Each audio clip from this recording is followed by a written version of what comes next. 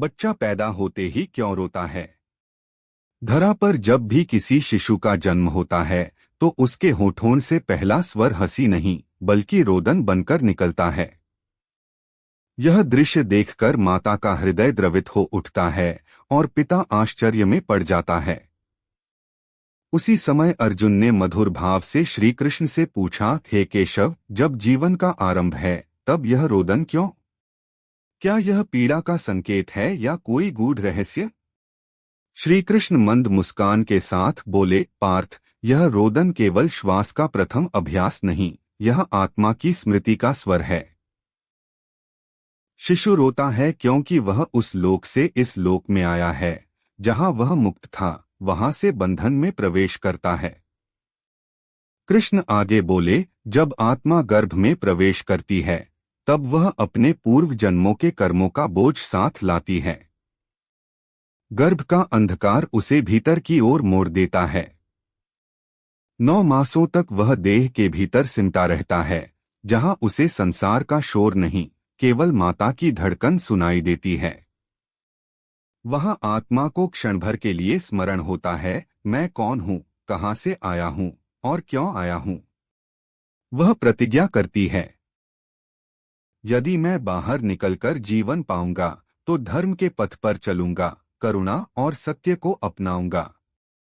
पर जैसे ही शिशु जन्म लेता है, कृष्ण ने कहा, माया की प्रथम हवा उसे स्पर्श करती है। प्रकाश उसकी आंखों को चौंकाता है, शीतोष्ण का भेद देह को झकझोरता है और वह प्रतिज्ञा धुंधली पड़ने लगती है। उसी क्षण आत्मा रोती है क्योंकि वह जानती है कि कर्मों का मार्ग फिर आरंभ हो गया है। अर्जुन ने पूछा, तो क्या यह रोदन दुख का सूचक है, प्रभु? कृष्ण बोले, नहीं, यह चेतावनी भी है और आह्वान भी। चेतावनी इसलिए कि जीवन सरल नहीं, आह्वान इसलिए कि हर श्वास के साथ सीखना है। रोदन से फेफड़े खुलते हैं, प्राण चलने लगते हैं, यह प्रकृति की व्यवस्था है। पर उससे भी बड़ा सत्य यह है कि रोदन हमें स्मरण कराता है, जीवन संघर्ष है, पर उसी में साधना छिपी है। हे पार्थ, कृष्ण ने कहा, शिशु का रोदन माता पिता के लिए भी संदेश है। वह कहता है, मुझे केवल दूध नहीं, संस्कार भी दो। मुझे केवल वस्त्र नहीं, मूल्य भी दो। क्योंकि जो आत्मा आज रो रही है वही कल कर्म करेगी और वही कर्म उसका भविष्य गढ़ेंगे। कृष्ण ने एक उपमा दी। जैसे नदी पहाड़ से उतरते समय शोर करती है क्योंकि उसे मैदान तक पहुंचना है, वैसे ही आत्मा देह में उतरते समय रोती है क्योंकि उसे जीवन की यात्रा तय करनी है। शोर रुकता है, नदी बहना सीखती है।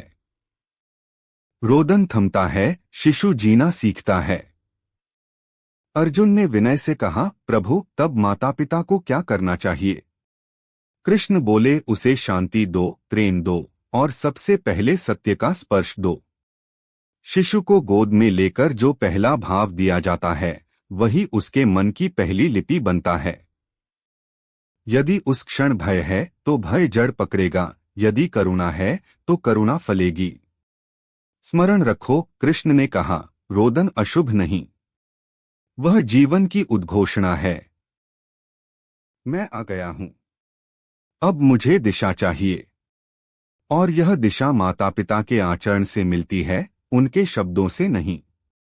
अंत में श्री कृष्ण ने कहा, इसलिए जब भी शिशु रोए उसे शांत करते हुए अपने मन को भी शांत करो, क्योंकि शिशु तुम्हारा भविष्य है और उसका रोदन तुम्हें तुम्हारी जिम्मेदारी याद दिलाने आया है। जो इस रोदन को समझ लेता है वही जीवन के संगीत को समझता है। यह कहकर कृष्ण मौन हो गए।